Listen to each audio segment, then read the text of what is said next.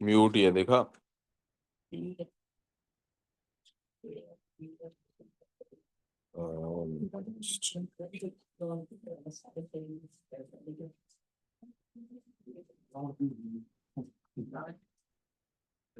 अब पीछे जो चीज थी वो स्किमिंग पे और स्कैनिंग पे चल सकती थी, लेकिन दिस इज टिपिकली स्कैनिंग की बात है। अब बच्चे गलतफहमी का शिकार यहाँ हो जाते हैं। नाउ यूर यू नो बच्चे गलती का शिकार यहाँ हो जाते हैं। दे थिंक कि ये as it is word to word कहीं लिखा मिलना चाहिए। ये as it is word to word कहीं भी लिखा हुआ नहीं मिलेगा।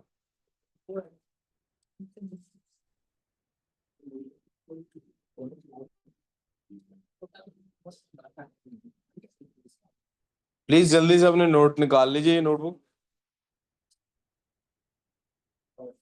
बाद मेरा बैग कहाँ है मेरा? अरे पड़ा हुआ है, ठीक।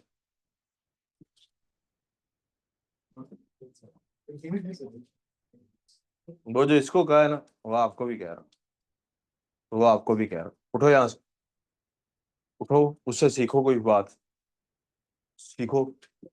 वहां पीछे चले जाओ।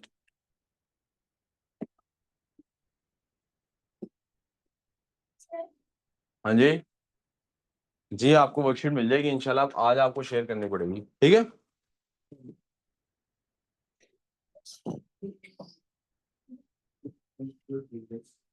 निकाल ली सबने वर्कशीट? मैंने बताया कि इसमें गलती ये होती है, ये ना पेंसिल जरा इससे कनेक्टेड नहीं है, इस टाइम वाला।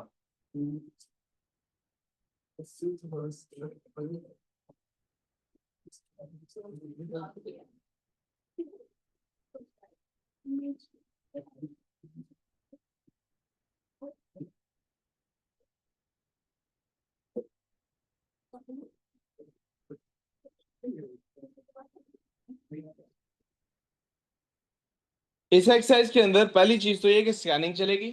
स्कैनिंग का मतलब ये है कि यहाँ पर आपको डेटा ढूंढना है। कल हमने डिटेल में इंग्लिश की क्लास में डिस्कस किया था, स्किमिंग स्कैनिंग ये सब चीजें क्या होती हैं। गलती इसके अंदर सिर्फ बच्चे ये करते हैं कि वो समझते हैं कि एज इट इज यही सेंटेंस आपको पीछे मिल जाएगा। हमेशा आपको ये एग्जांपल एक सॉल्व की हुई मिलेगी इस तरह के क्वेश्चन में। और ट्रिक थोड़ा सा ये है कि इसमें ऑर्डर में नहीं होता। पिछले एक्सरसाइज में तो था ना, ऑर्डर में सारी चीजें थी, पहले क्वेश्चन का पहले आंसर है, फिर दूसरे का है, फिर तीसरे में। इसमें इस तरह से नहीं होगा। 2000 साल पहले इंसान गारों में रहा करते थे। अब इसको सॉल्व करने के लिए क्या क्वेश्चन पहले पढ़ा जाएगा? नहीं बेटे। इस एक्सरसाइज को सॉल्व करने के लिए पहले हमें पैसेज ही पढ़ना पड़ेगा, और हर पैराग्राफ को पढ़ के हमें अपने जहन में एक माइंड मैप बनाना है कि इस पैराग्राफ में क्या कहा जा रहा है। ईरान बहुत ही कदीम तहजीबो तमद्दुन रखने वाला मुल्क है। तहजीबो तमद्दुन। अब इसके अंदर आपने फोकस करना है असल में ये वाव के ऊपर। आपको याद होगा मैंने एक दिन क्लास में एक वर्ड बोला था, मुरक्कब। क्या बोला था? मुरक्कब को इंग्लिश में हम कहेंगे कंपाउंड। क्या कहेंगे? इंग्लिश में कंपाउंड नाउन उस नाउन को, उस नाम को, उस इस्म को कहते हैं जो एक से ज्यादा लफ्जों से मिलकर बना हो। मिसाल के तौर पे सन एक नाउन है।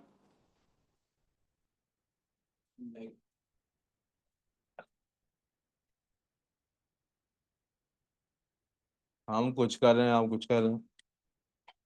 अच्छा, सन एक नाउन है। सन इन लॉ। अब ये एक लफ्ज से बना हुआ है कि एक से ज्यादा लफ्जों से?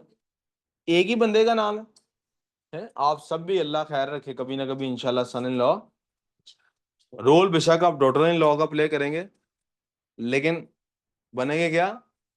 सन इन लॉ। ये कौन से नाउन है? कंपाउंड नाउन कहलाते हैं, जो एक से ज्यादा वर्ड से मिलके बनते हैं। ये अहमद पता क्यों हंस रहा है? ये वाला अहमद, इधर लेफ्ट वाला क्यों हंस रहा है? आपको क्या लगता है? पूछे इससे, अहमद क्यों हंस रहे थे? किसको?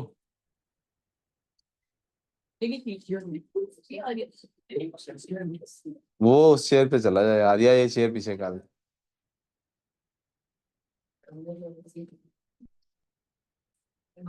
कितनी देर तक चला?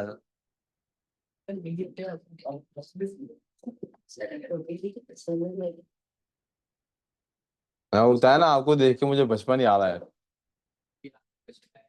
क्या? अभी भी ना यार? Good. अब इसका मतलब पता क्या है? इसका मतलब है कि मुझे जाती तौर पे आप अच्छे लगते हो, लेकिन एज अ टीचर मैं इस बात को बर्दाश्त नहीं करूंगा, चाहे आप जितना मर्जी अच्छे लगते हो। सही है, तो क्यों मेरी बर्दाश्त का इम्तिहान लेते हो? जितनी एनर्जी मैंने पढ़ाने पे लगानी है उधर ही लगाने दो यार। ठीक है।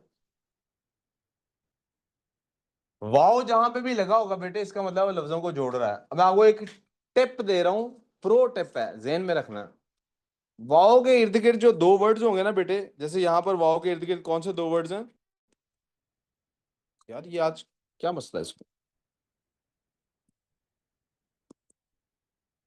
वाव के इर्द गिर्द दो वर्ड्स हैं, एक ये तहजीब और दूसरा तमद। हमेशा वाव के इर्द गिर्द दो ही वर्ड मिलेंगे।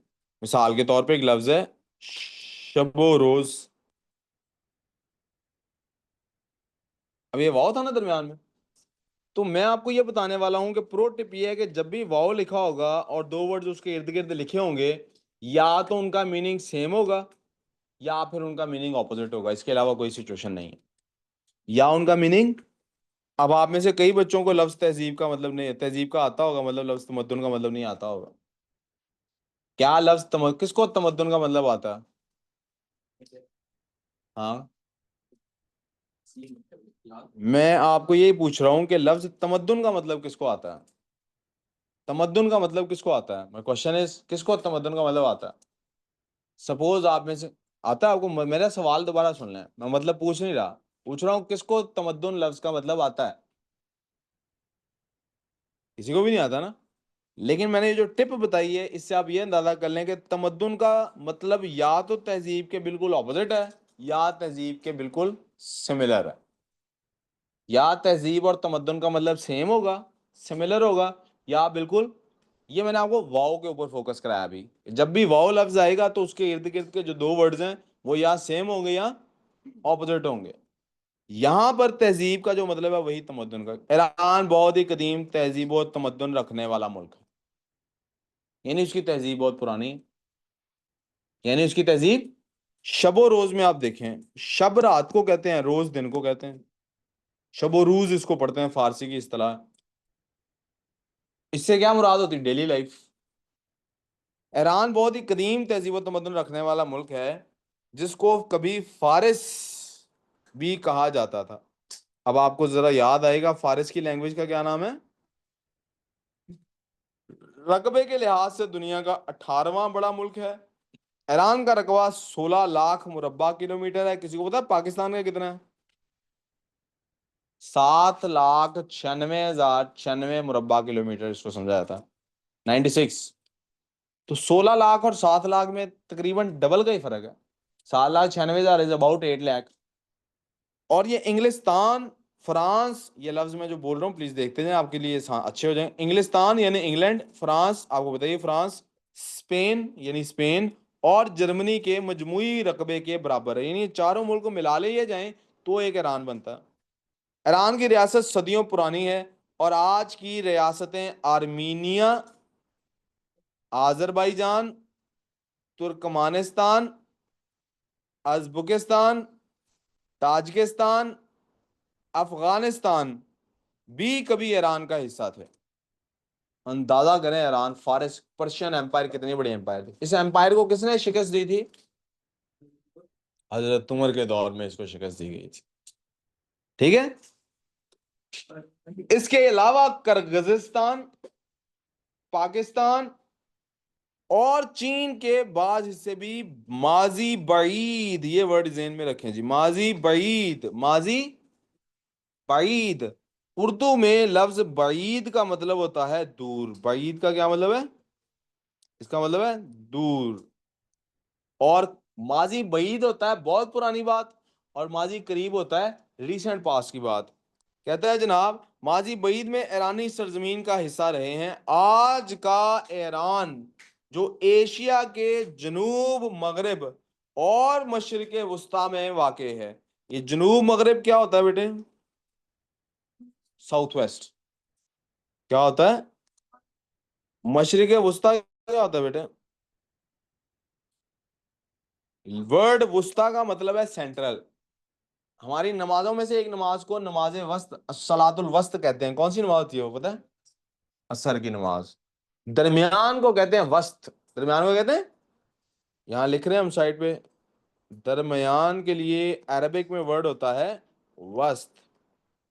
तो ये मशरिक वुस्ता से क्या मुराद होगा आपके ख्याल में? Central Asia. क्या मुराद है इससे? मथिया, बोर हो रही हो? बोर हो रही हो? अच्छा, देखा आपने सेंट्रल एशिया को उर्दू में क्या कहते हैं? हाँ, मशरिके वुस्ता, मशरिके वाक़े है। वाक़े है होने का मतलब वहां सिचुएट करती है, अगरचे माजी की तरह। वसीओ अरीज, वसीओ, वसी क्या होता है इंग्लिश में? इससे मिलता जुलता बड़ा, बिल्कुल वास्ट। अरीज भी क्या हुआ? कोई प्रॉब्लम? उर्दू में बेटे,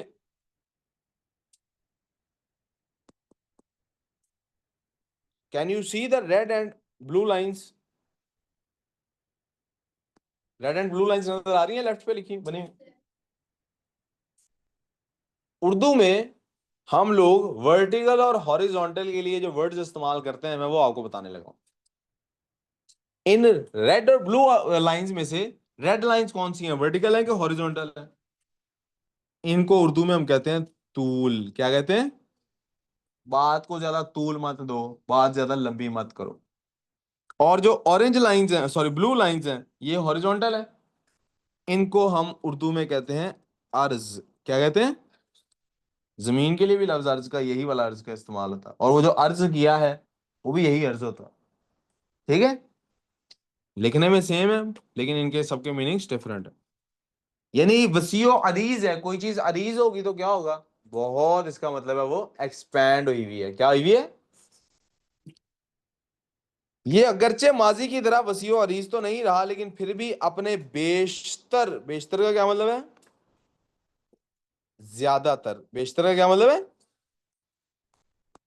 ज्यादातर हमसाया ममालिक की निस्बत एक बड़ा मुल्क है जिसकी आबादी 8 करोड़ है। यहां साल के चारों मौसम अपनी पूरी आबोताब दिखलाते हैं। यहां सयाहती, सयाहती का क्या मतलब है? टूरिज्म। तारीखी, तारीखी का क्या मतलब है? हिस्टोरिकल। ये लिखना है साथ साथ आप लोगों ने भी। सकाफती, ताकि ये वर्ड आपकी वोकैबुलरी का हिस्सा बन जाए। सकाफती क्या होता है? कल्चरल। और कुदरती क्या होता है? नेचुरल। ग्रीन कलर भी नजर आ रहा है बोर्ड पे? ओके, गुड हो गया। मैंने रेड से लिखा ना, इसीलिए हाईलाइट करने के लिए। ये वर्टिकल होगा, सही आपने एरो डाला। ठीक है। अब पहले पैराग्राफ में आपने देखा है, आप क्या जेन में कोई आइडिया बना सकते हैं कि इसमें पहले पैराग्राफ में क्या डिस्कशंस है? पहले पैराग्राफ में हमने बेसिकली उसके रकबे का, कि कितना बड़ा है, और उसकी हल्का सा आबादी का जिक्र किया। पास्ट में कितना बड़ा था, आजकल कितना बड़ा है, कोई इस किस्म की डिस्कशन की है। दूसरे पैराग्राफ की तरफ चले। ईरान दुनिया की अहम और कदीम तरीन मुसलसल तहजीबों में से एक है, जिसकी बस्तियों की तारीख 4000 कबल मसीह पुरानी है। ये कबल मसीह क्या होता है? Before Christ. वो डेट के साथ नहीं लिखते, बिफोर क्राइस्ट। बहुत से माहिरीन, माहिरीन क्या होते हैं बेटे? एक्सपर्ट्स। माहिरीन क्या होते हैं? बहुत से माहिरीन तारीख। माहिरीन कौन से? माहिरीन तारीख और आसार कदीमा। ये लफ्ज याद करना आपने, आसार कदीमा।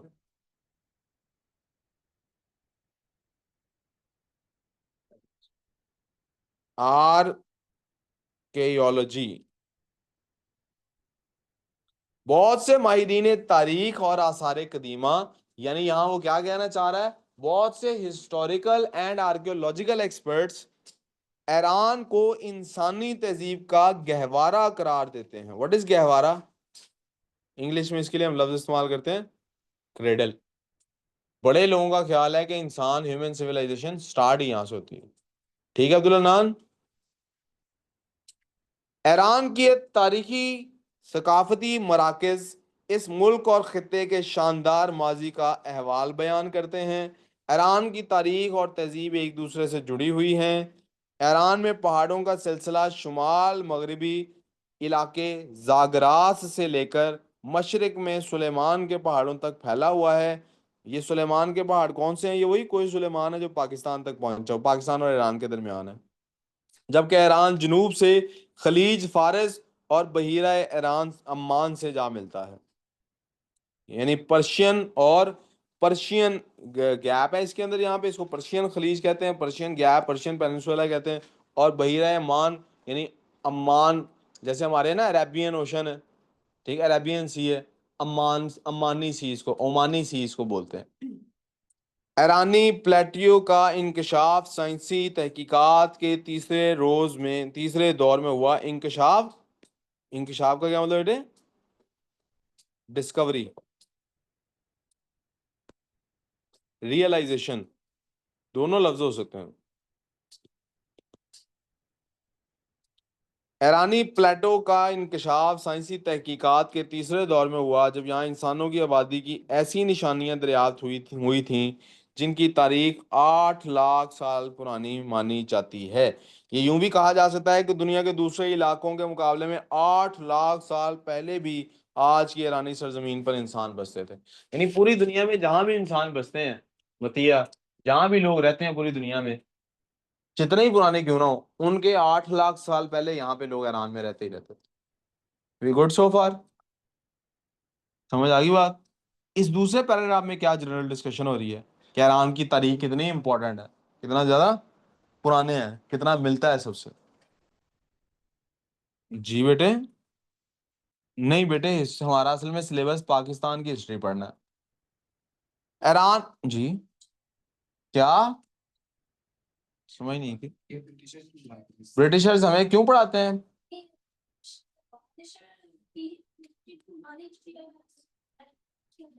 हम CIC ये EIC क्यों पढ़ रहे हैं, ये पूछ रही हो? हमें क्यों पढ़ाते हैं, कब पढ़ाते हैं? EIC वाले की बात हो रही है ना। क्योंकि हमारी हिस्ट्री देखो ना, हमारी जिससे लड़ाई हुई है हमें उसके बारे में बताएंगे नहीं?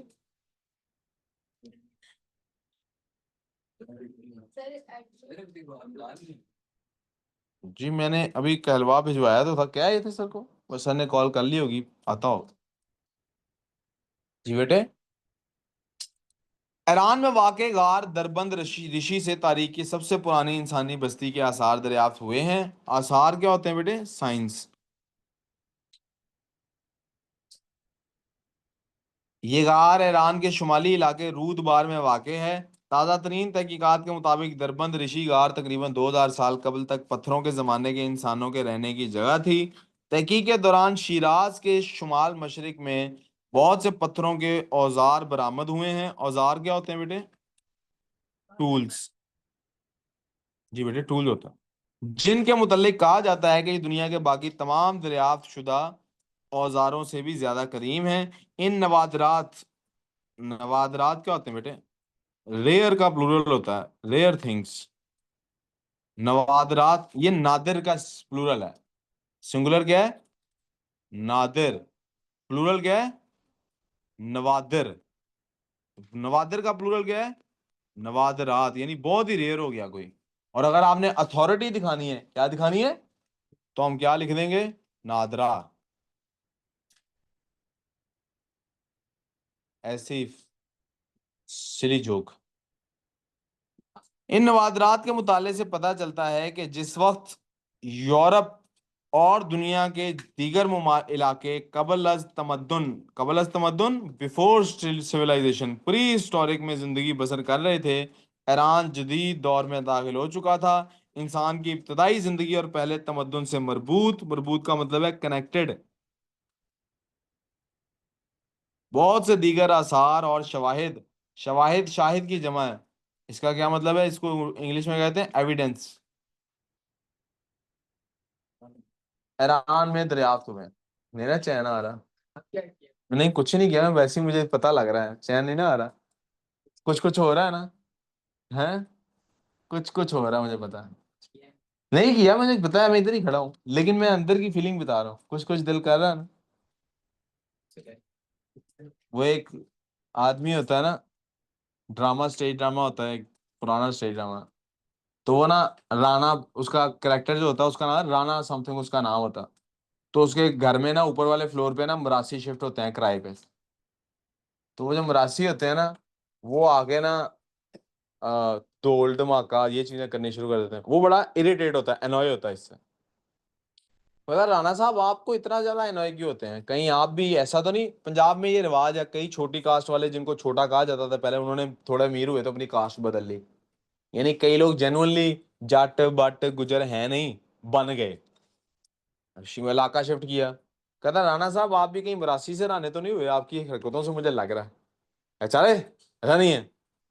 तो ना, उसको राणे को लग रहा होता है कोई नहीं देख रहा, तो वो ढोल बजा रहे होते हैं, तो ये ना मरासियों की तरह डांस कर रहा होता है। तो वो पर्दा खोल के एकदम से आ जाता है, कहता देखा मैंने कहा था। कहता नहीं नहीं, मैं मरासी नहीं हूँ। वो फिर ढोल बजाता तो वो पाँव ऐसे ऐसे करने लग जाता, देख लें। कहता नहीं नहीं, वो फिर उसके हाथ ऐसे ऐसे करने लग जाता ना। कहता देखा आप मरासी हैं? कहता नहीं, वो हाथ बांध लेता। तो वो हाथ बांध लेता है, वो फिर ढोल बजाना शुरू करता है, वो ऐसे हाथ से ऐसे ऐसे करना शुरू कर देता है। तो जिस बंदे को थोड़ा सा शरारतों की आदत होती है ना, जब उसको बांध के भी बिठा देना तो वो आंखों से ऐसे ऐसे करना शुरू कर देता है। देखा है? ये पाओगे, उसको आदत है शरारतें करने की, ये हल हिलने ये हट नहीं सकता। सर अच्छा, इस पैराग्राफ में क्या डिस्कशन हुई है बेटे?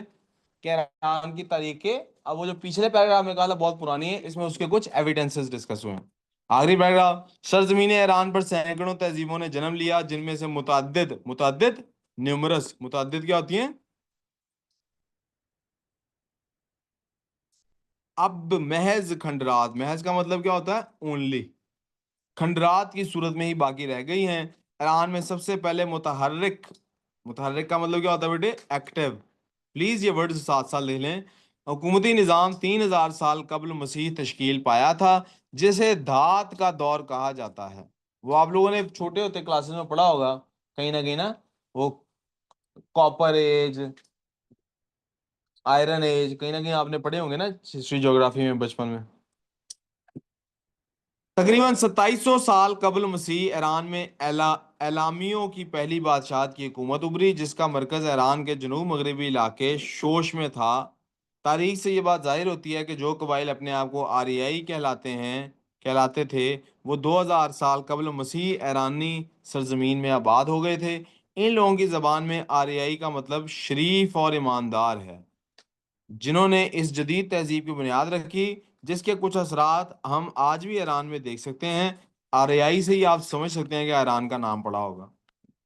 ईरान आलमी सयाहों के लिए पुरकशिश, सयाह क्या होते हैं? टूरिस्ट। सयाह क्या होते हैं? पुरकशिश मुल्क है, इसीलिए एशियाई रियासतों से लेकर दुनिया के मुख्तलिफ ममालिक के सयाह यहाँ का रुख करते हैं।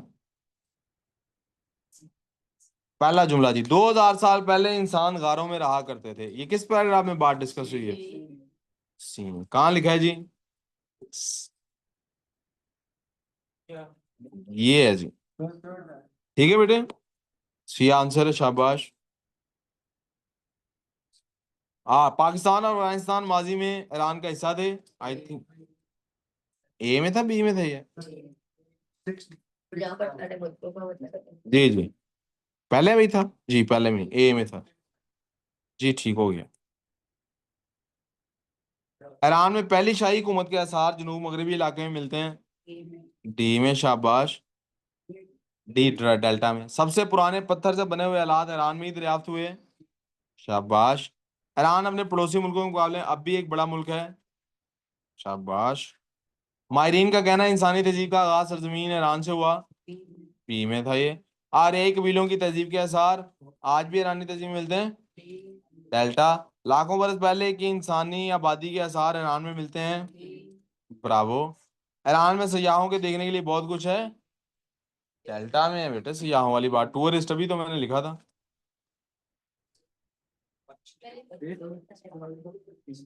ए में भी लिखा हुआ है कुछ? ए में नहीं है सयाहों का जिक्र? कहाँ पे? वी गुड सो फार बेटे।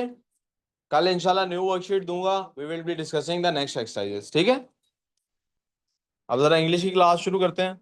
उससे पहले क्या हम इंग्लिश की क्लास शुरू करें? ये 2-3 बच्चे जो भी आए हैं उनका टेस्ट उनको वापस दे लो मैं जरा।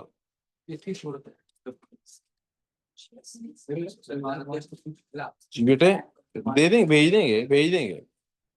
ये मैं इंग्लिश के टेस्ट की बात कर रहा हूँ।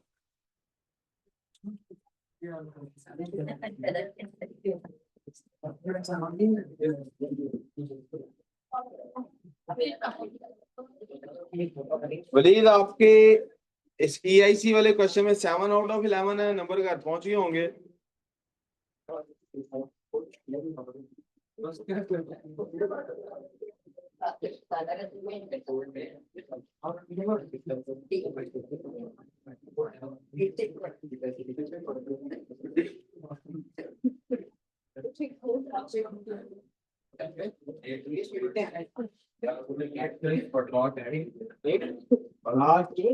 In accordance with IDPSC, okay. आपको जो भगवान ने ऐसे राइटिंग के जो पॉइंट्स बनाए नीड टू रीड दैट। हरी, ऑलराइट।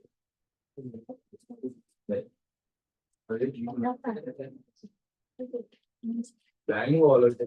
आपने टेस्ट देना था, तो सलमान ने भी टेस्ट में दिया था। आप इंग्लिश का आपने पेपर सॉल्व करना था।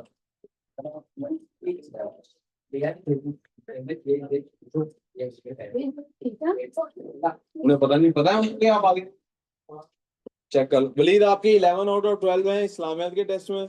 टेस्ट आपको कल ही मिलेंगे अब जब आप आएंगे।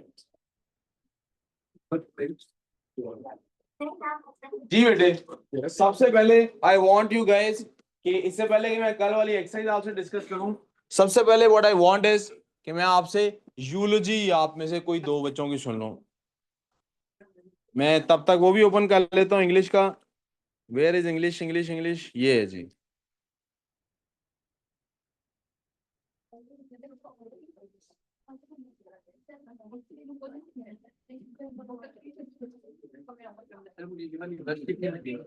कौन सी बेटे? इंग्लिश की वर्कशीट आपको क्यों? हाथ में क्या है, मैं निकाल के लाता हूँ। मेरा लैपटॉप मेरे पास नहीं है, लैपटॉप ले ओपन निकाल। चले बच्चों, कौन यूलॉजी सिखाना चाह, वॉलंटियर कौन करेगा अपनी यूलॉजी सुनाने के लिए? जी चलें जी, आपने सुनानी है यहीं खड़े होके? नहीं नहीं, आपने खड़े होके सुनानी है जी। नहीं नहीं, खुद कौन वॉलंटियर करेगा? अपना नाम खुद कौन ले सकता है खड़े होकर? चलें जी, सुनाए जी, ऊंची आवाज से सुनाना है ताकि पूरी क्लास सुन सके। बैठ के सुना देगा यार। आपका रजिस्टर कहाँ है? निकालो फिर उसको। मिल गया है बेटे? वहां लास्ट में एक नहीं नहीं, इधर से खवातीन ने गुजरना होता है। सर इसको इधर आ जा, हाउस कॉर्नर में बैठा जी। ठीक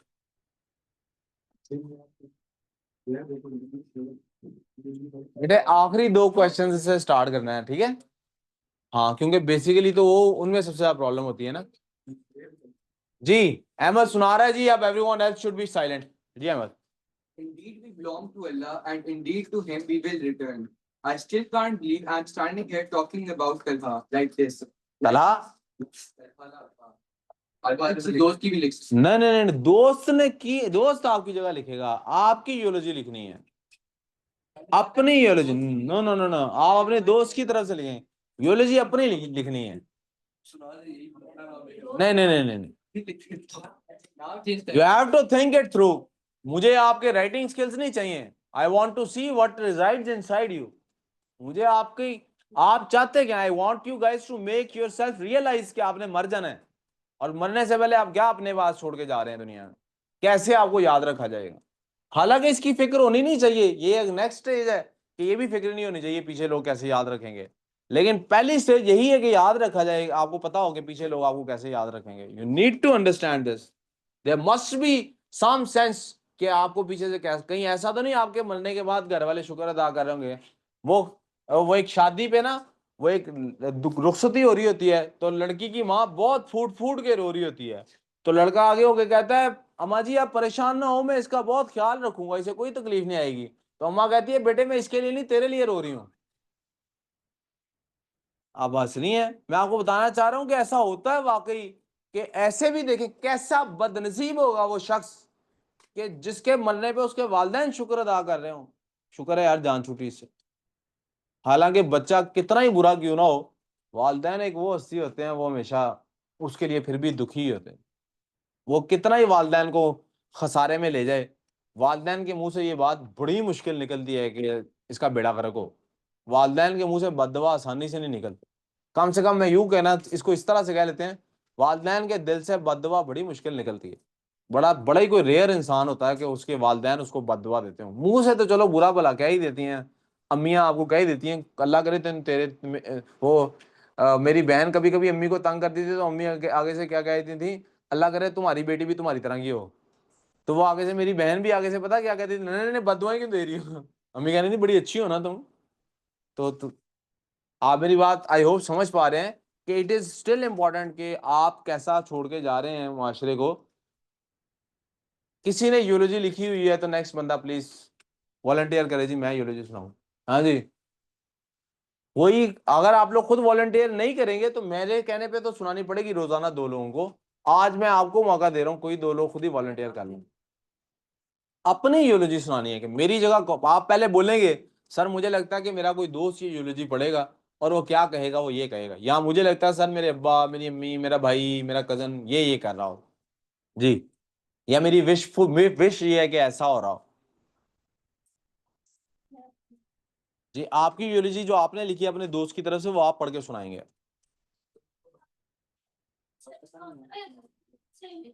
जी आपने अपनी यूलोजी लिखी है एक दोस्त की तरफ से, राइट, पढ़ के आपने सुनानी है।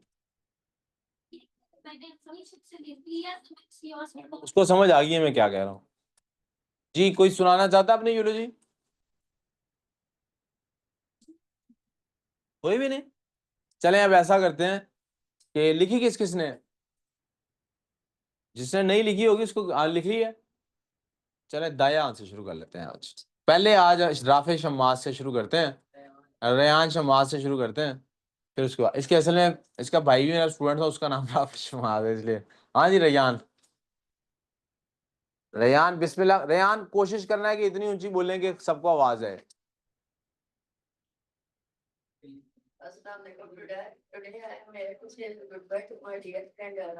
Today I am here to say goodbye to my dear friend Rayan. हाँ जी। To me he was more than a friend, he was like a brother. हाँ जी। His loss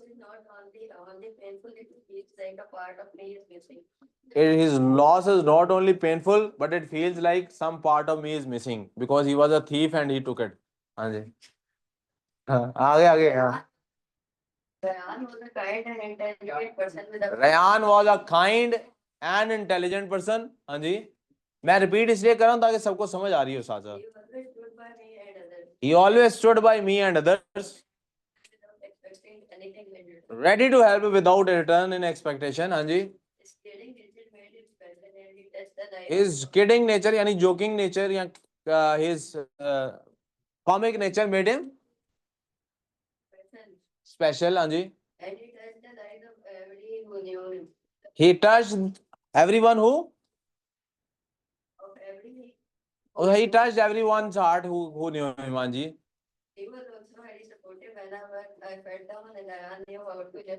He was supportive and knew how to lift your spirits.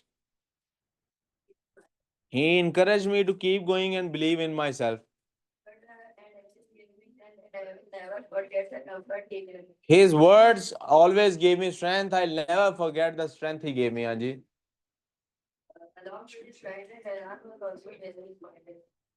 Along with other things, he was also a business-minded person।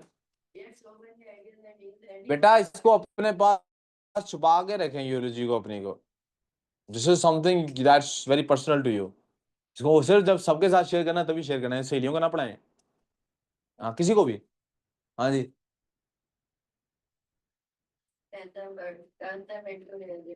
He worked hard to dreams. He worked hard to turn them into reality। हाँ जी।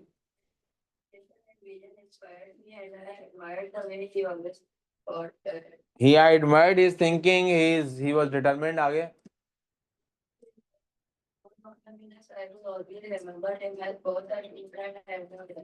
A true friend and कहता है even though he is not with us, I'll always remember him as a true friend and अब मेरी तरफ से जिन्होंने अभी रहती है हाँ बोलो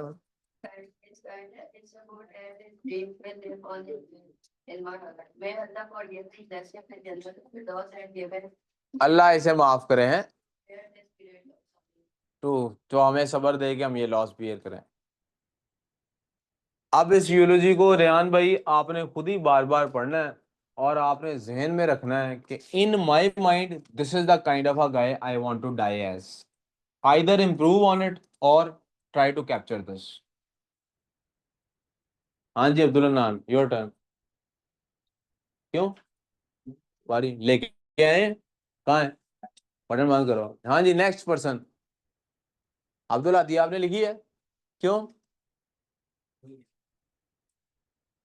यहाँ लिखो, यहाँ लफ्ज लिखो यूलोजी। तो इससे क्या होता है एवं परमानेंट। यहाँ लिखो यूलोजी वर्ड लिख लो याद रहेगा। हाय उल्टे हाथ पे लिख लो, अरे यहाँ लिख लो बेशक। सही है यहाँ पे। यहाँ क्या लिखा है? नहीं इसने यकीनन किसी का नाम लिखा है। हाँ यूलोजी लिखा है, अच्छा चल फिर ठीक है। हाँ जी भाई और कौन एक और यूलोजी सुना दे। आवेश कोई लड़कियों में से सुना दे। हाँ जी नहीं खुद ही जो कहे। जारा आपने लिखी है? लिखनी तो है। आइरीन आपने लिखी है? सुनाओ सुनाओ बारी बारी बारी सबकी आनी है बाय द वे। सुनाओ स्पीक अप शो शाबाश। सुना दो जल्दी जल्दी निकालो शाबाश।